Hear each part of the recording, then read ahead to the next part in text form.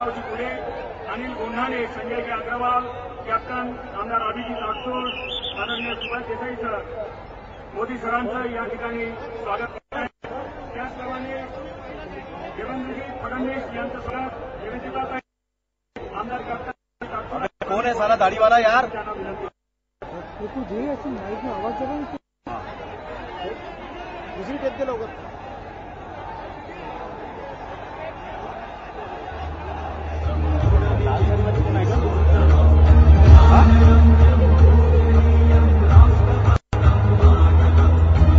Janata Party, Shivsena, Republican Party of India, Athawale गट, भारत समाज पक्ष, स्वाभिमान शेतकरी संघटना या महायुतीचे अधिकृत उमेदवार आनंदरावजी अडसूळ साहेब यांच्या निवडणूक प्रचारार्थ या ठिकाणी आपण सर्वजण उपस्थित आहात. आदरणीय नरेंद्रजी मोदी यांची सभा होते.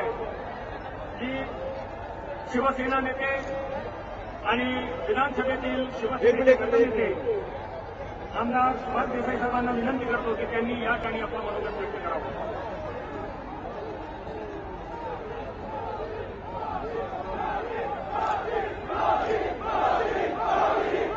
आजच्या सभेचे प्रमुख मार्गदर्शक आणि हिंदुस्थानचे उद्याचे पंतप्रधान माननीय नरेंद्रभाई मोदी, भारतीय जनता पक्ष प्रदेशाध्यक्ष माझे मित्र देवेंद्र फडणवीस, सांसद रत्न म्हणून ज्यांनी पुरस्कार मिळवला ते आपले लोकप्रिय खासदार आनंदराव अडसूळ, व्यासपीठावरील सर्वच मान्यवर आणि उपस्थित बंधू भगिनींनो, आकाशामध्ये सूर्य तळपतो आहे आणि हिंदुस्थानमध्ये तळपणारा सूर्य म्हणजे नरेंद्र मोदी.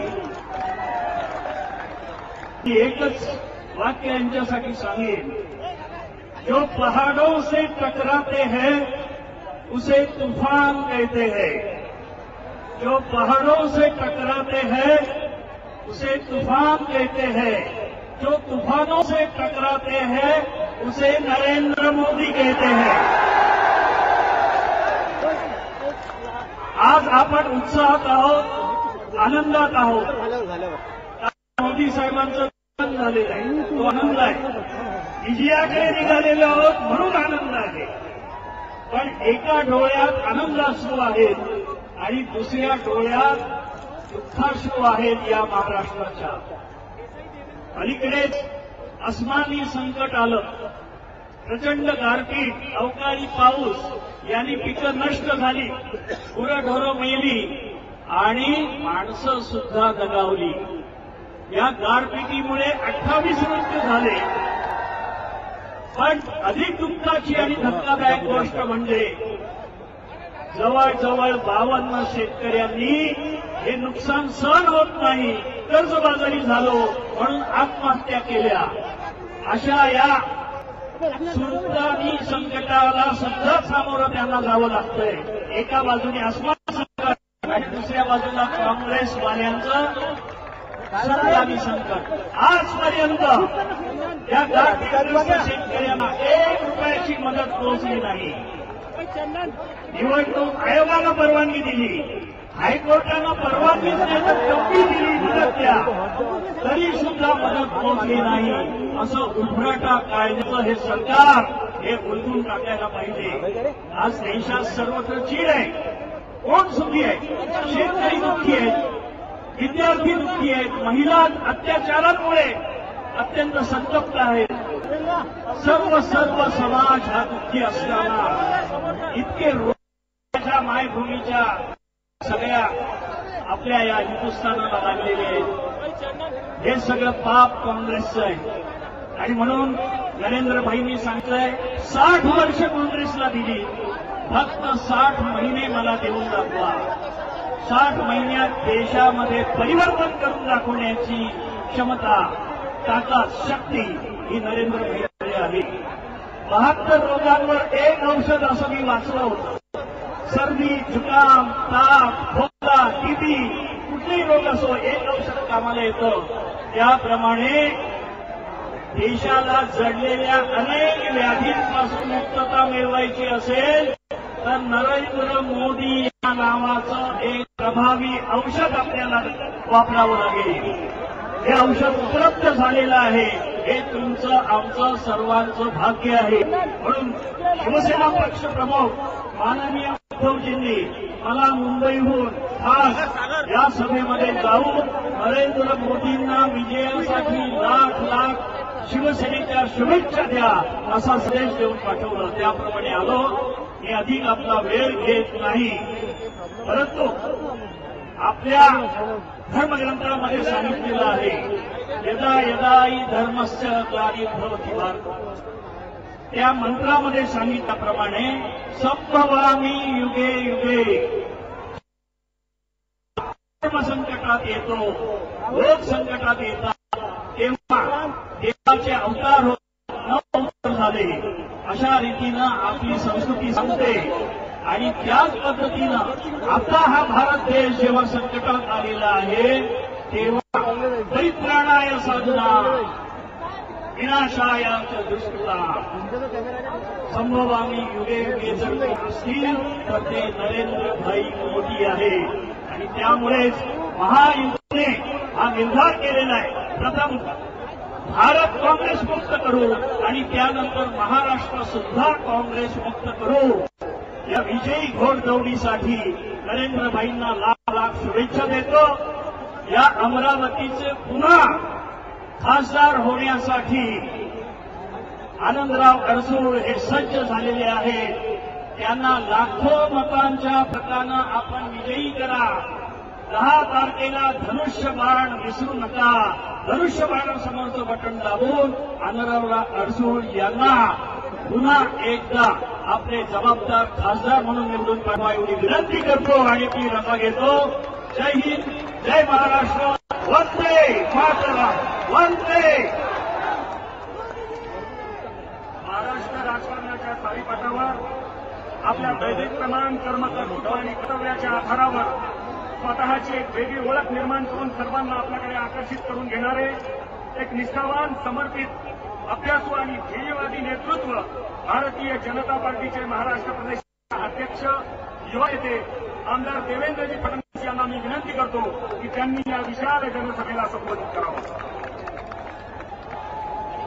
मंचावर उपस्थित आपले सर्वांचे पंतप्रधान पदाचे उमेदवार आणि पंतप्रधान आदरणीय नरेंद्रभाई मोदीजी, शिवसेनेचे नेते सुभाष देसाईजी, माननीय आपले उमेदवार आनंदराव अडसूळजी, मंचावर उपस्थित सर्व नेते मंडळी आणि उपस्थित सर्व भगिनी आणि बंधूंनो, आपल्याला मोदीजींना ऐकायचंय. मी आपल्याला केवळ एवढीच विनंती करण्याकरता आलोय. आज जे सरकार आहे या सरकारने दीन, दलित, गोर, गरीब, आदिवासी, शेतकरी, शेतमजूर सर्वांवरच अन्याय केलाय. गारपीटग्रस्त शेतकऱ्याला एक नव्या पैशाची मदत त्यांनी दिली नाही. आणि म्हणून तुम्हाला मी विनंती करतो, या आपल्या अमरावतीमध्ये आपल्या आनंदराव अडसूळ यांना आपल्याला विजय करायचाय. बंधू भगिनींनो, या शरद पवारांच्या परिस्थितीत मागच्या वेळेस जे 8 खासदार देशात निवडून आले, देशाचा राष्ट्र म्हणून या पक्ष म्हणवला जातो, राष्ट्रीय पक्षाचे केवळ 8 खासदार निवडून आले. कोणीतरी मला असं म्हणालं की शरद पवारांची पार्टी इनोव्हा पार्टी झाली, कारण 8 खासदार एका इनोव्हा बसवले तरी देखील घेऊन जाता येतात. पण मी आता आपल्याला विनंती करायला आलोय, शरद पवारांच्या इनोव्हा पार्टीला या निवडणुकीमध्ये नॅनो पार्टी बनवा. त्या देखील त्याचे खासदार निवडू नका. बंधू भगिनींनो, मी तुम्हाला एवढीच विनंती करतो, देशामध्ये परिवर्तन होत आहे, महाराष्ट्रात परिवर्तनाची आवश्यकता आहे. आणि मोदीजी निवडून आले तर आमचा जो मागासलेला विदर्भ आहे या विदर्भाला ते निश्चितपणे न्याय देतील. प्लस या ठिकाणी बोलतो, पुन्हा एकदा आपण या ठिकाणी आनंदाला निवडून द्या एवढी विनंती करतो. माझं बोलणं संपवतो. जय हिंद, जय विदर्भ. प्रचंड आत्मविश्वास, जबरदस्त इच्छाशक्ती, कट्टर मेहनत, अविरत परिश्रम, अखंड साधना, अपूर्व उत्साह, सातत्य त्या आधारावर त्यांनी एक इतिहास निर्माण केला. आदरणीय नरेंद्रभाई मोदी सरांना मी विनंती करतो की त्यांनी या विशाल जनसागराला संबोधित करावं.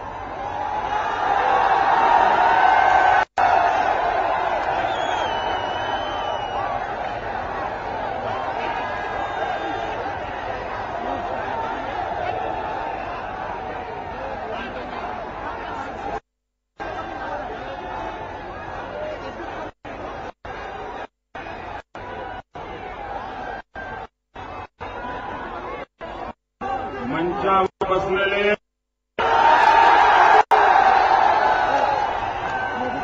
माझे मित्र श्री सुभाष देसाईजी, महाराष्ट्र प्रदेश भारतीय जनता पार्टी के अध्यक्ष श्री देवेंद्र जी, और इस लोकसभा के चुनाव में भारतीय जनता पार्टी शिवसेना महायुति के उम्मीदवार कर्मठ समाजसेवी कार्यकर्ता श्री आनंदराव, मंच महानुभाव,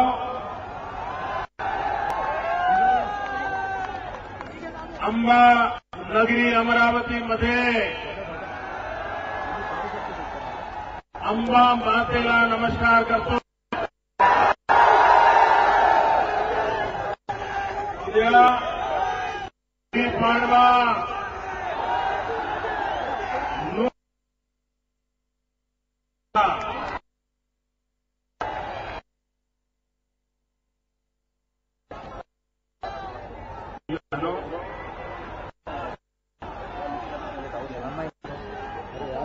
मैं जरा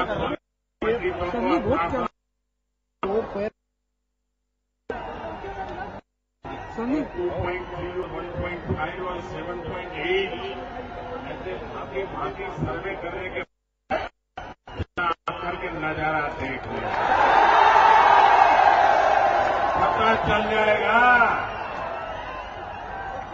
घर घर जाकर के सर्वे नहीं करना पड़ेगा, आपको पता चल जाएगा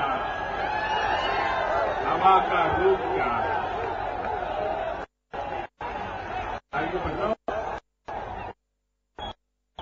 मैं हिंदुस्तान के कोने कोने में भ्रमण कर रहा हूं. चुनाव पहले भी देखे, चुनाव इस बार भी देखे. सामान्य रूप से चुनाव में जो होता है उसको उखाड़ फेंकने के लिए सारे दल इकट्ठे होते हैं,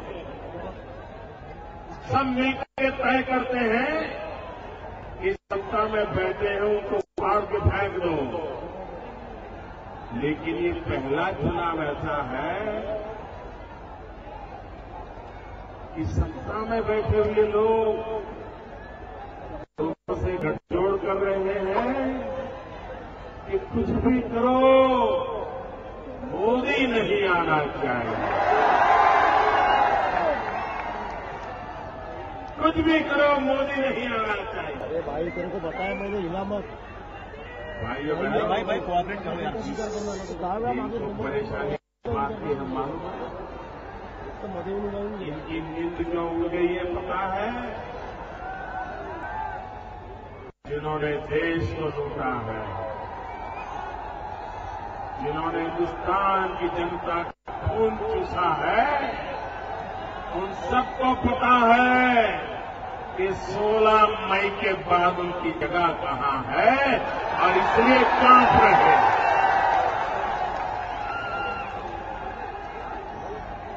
भाई बहनों, मैंने 1 महीने पहले कहा था चुनाव आते आते ये आंधी सुनामी में पलट जाएगी. आप देख सकते हैं भाइयों, किसी राजनीतिक दल की राज्य स्तर की जो रैली होती है उससे बड़ी रैली एक लोकसभा है.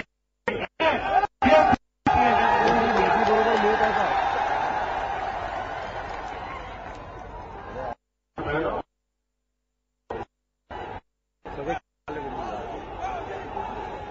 हैरान हूं जिस महाराष्ट्र ने देश को छत्रपति शिवाजी महाराज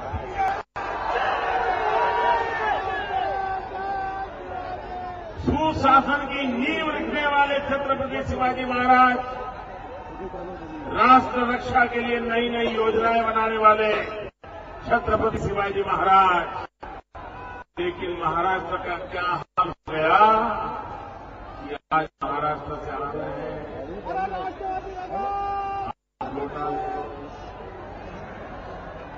CWD घोटाले। भाइयों बहनों, मैं कुछ दिन पहले विदर्भ में आया था। मैंने चाय पे चर्चा का कार्यक्रम विदर्भ में किया था। लाल बहादुर शास्त्री कहते थे जय जवान जय किसान,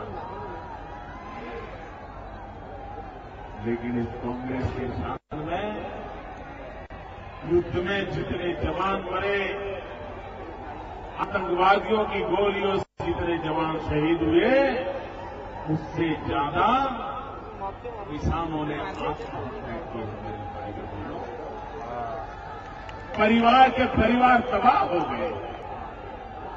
पूरा विदर्भ वाला मत था मेरे को इस संकटों से गुजरा है। प्लीज हला। भाइयों बहनों, कृषि मंत्री आपके महाराष्ट्र के होने के बावजूद भी महाराष्ट्र के किसानों को वो बचा नहीं पाए। दुख तो इस बात का है कि क्रिकेट के संबंध में तो आए दिन बयान देने के लिए उनको फुर्सत है, लेकिन मरते हुए किसान के लिए चिंता करने के लिए उनको फुर्सत नहीं है।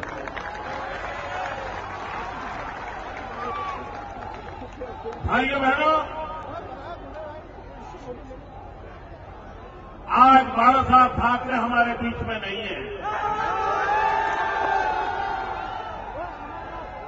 लेकिन क्या बाला साहब का कर्ज चुकाना हमारा जिम्मा है कि नहीं है? इस बार बाला साहब को सच्ची श्रद्धांजलि होगी कि महाराष्ट्र की धरती पर से एक भी कांग्रेस का, एक भी एनसीपी का व्यक्ति चून करके नहीं आना चाहिए। ये मिजाज हमारे अंदर होना चाहिए। भाइयों बहनों, लाल बहादुर शास्त्री कहते थे जय जवान जय किसान। आज की सोनिया मैडम की सरकार कर रही है मर जवान मर किसान। तो भाई को अभी कुछ दिन पहले शाहजहां यहां आए थे।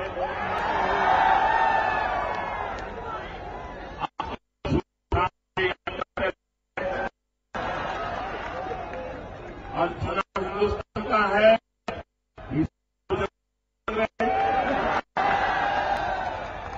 अरे मेहरबान, देश में लोकतंत्र है, आपको इतनी समझ होनी चाहिए कि चुनाव गुजरात का नहीं चल रहा है, चुनाव हिंदुस्तान का चल रहा है। जहां हिंदुस्तान के सरकार के कारनामों की चर्चा चाहिए। आपकी सरकार ने कुछ भला किया हो तो जनता जनार्दन को आपका हिसाब दो, और आपके सरकार की कुछ कमियां रह गई है तो जनता जनार्दन को खुलासा करो कि कमियां क्यों रही। लेकिन जवाब देने को तैयार नहीं। वो कह रहे हैं गुजरात मॉडल का गुब्बारा फूट जाएगा। क्या भाई, 2006 में गुब्बारा फोड़ने के लिए आप नहीं आए थे क्या? 2007 में नहीं आए थे क्या? 2012 में नहीं आए थे क्या? अरे गुजरात की जनता ने सच्चाई के सहारे पर निर्णय किया और आपके गुब्बारे को टूटने ही नहीं दिया। और शाहजहां जी, आप गुजरात को गाली दे रहे हो, गुजरात के विकास पर सवालिया निशान लगा रहे हो। मैं जरा पूछना चाहता हूं, क्या आप आपकी माताजी के लिए भी सवालिया निशान लगा रहे हो क्या? मैं इसलिए पूछ रहा हूं, राजीव गांधी फाउंडेशन जिसकी अध्यक्षा आपकी माताजी है, और राजीव गांधी फाउंडेशन ने हिंदुस्तान भर की सरकारों का सर्वे करके घोषणा की थी कि हिंदुस्तान में सबसे प्रगतिशील कोई सरकार है तो उस सरकार का नाम गुजरात सरकार है। क्या आप अपनी मां की बातों को भी गुब्बारों मानते हो क्या आप अपनी माताजी की बातों के बारे को भी फोड़ दे निकले हो क्या? अरे शहजादे जी, आप यहां आए थे तो गुजरात के किसानों के मौत के संबंध में कुछ बोलते, आप आए थे तो किसानों के आंसू पोंछने का प्रयास करते, आप यहां पर गुजरात को गालियां देकर के चले गए। और इसलिए भाइयों बहनों, ये दिल्ली में बैठी हुई सरकार, इनके दिन पूरे हो चुके हैं, और तभी तो मैंने कहा है कांग्रेस मुक्त भारत। भाइयों बहनों, 1857 का स्वातंत्र संग्राम हुआ था, अंग्रेज मुक्त भारत का नारा दिया था। 1857 का स्वातंत्र संग्राम था, अंग्रेज मुक्त भारत। 2014 का स्वराज्य का संघर्ष है, कांग्रेस मुक्त भारत। 1857 का संदेश था कमल और रोटी, 2014 का संदेश है कमल और मोदी। और इसलिए भाइयों बहनों, स्वराज्य के लिए, गुड गवर्नेंस के लिए ये चुनाव एक लड़ाई है, और देश में 16 मई के बाद सुशासन की वसंत के दिन प्रारंभ हो जाएंगे, ये मैं आपको विश्वास दिलाता हूं। भाइयों बहनों, पूरे महाराष्ट्र के मेरे भाइयों बहनों, कल गुड़ी पड़वा है, नववर्ष का प्रारंभ है। नववर्ष के जरिए आप हिंदुस्तान को कांग्रेस मुक्त बनाने का बीड़ा उठाइए, यही मेरी आपसे अपेक्षा है। भाइयों बहनों, मेरे व्यापारी भाइयों बहनों बहुत परेशान हैं। एलबीटी, महाराष्ट्र सरकार ने एलबीटी लगाया है। ये एलबीटी क्या है? एलबीटी कुछ नहीं है, लूटो बांटो टैक्स। ये लूटो बांटो टैक्स पूरे महाराष्ट्र के व्यापारी जीवन को तबाह कर दिया है। भाइयों बहनों, देश में सरकार चाहिए गरीबों की भलाई, देश में सरकार चाहिए दलितों का कल्याण करने के लिए, देश में सरकार चाहिए दलित हो, पीड़ित हो, शोषित वंचित हो, आदिवासी हो, गरीब हो, असहाय हो, उनके कल्याण के लिए सरकार चाहिए। लेकिन भाइयों बहनों, इन्होंने गरीबी देखी, उन्हें पता नहीं है गरीबी क्या हो। ठंड में खुले आसमान के नीचे रात गुजारनी पड़ती है तो कितना दर्द होता है, वो शाहजादे को कहां संभाले। बच्चे भूखे हो, रात रात रोते हो, और मां बेचैन हो, ये कल्पना शाहजादे को कहां हो सकती है। और इसलिए भाइयों, महंगाई की न उन्हें बेरोजगारी की परवाह है, न उन्हें मरते हुए किसान की परवाह है, न उन्हें माताओं की परवाह है। और इसलिए भाइयों बहनों, शिवसेना आरपीआई ये महायुति बनाई है, और मैंने कहा बाला साहब ठाकरे स्मरण करके संकल्प करें कि बाला साहब ठाकरे जी की मौजूदगी नहीं है, बाला साहब ठाकरे जी की मौजूदगी नहीं है, हमारे दिलों में बाला साहब ठाकरे जी को बिठा करके हम कांग्रेस मुक्त भारत का सपना पूरा करें, कांग्रेस मुक्त महाराष्ट्र का सपना पूरा करें, एनसीपी मुक्त महाराष्ट्र राष्ट्र का सपना पूरा करे। भारत माता की।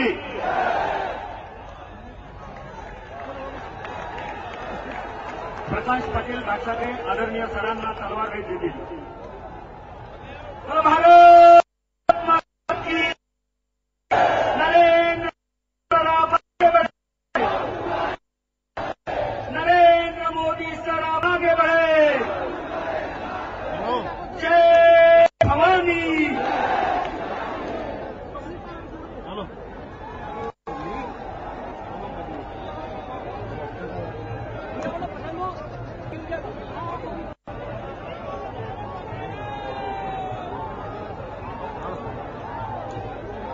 अमरावती जिल्ह्यातील सर्व जनतेला मनापासून धन्यवाद. या विशाल सभेसाठी नरेंद्र मोदीजी मनापासून खुश झाले. त्या सर्वांवर पंतप्रधान अडसूळ यांचा विजय निश्चित दिसतोय. हर हर मोदी, हर हर मोदी, हर हर मोदी.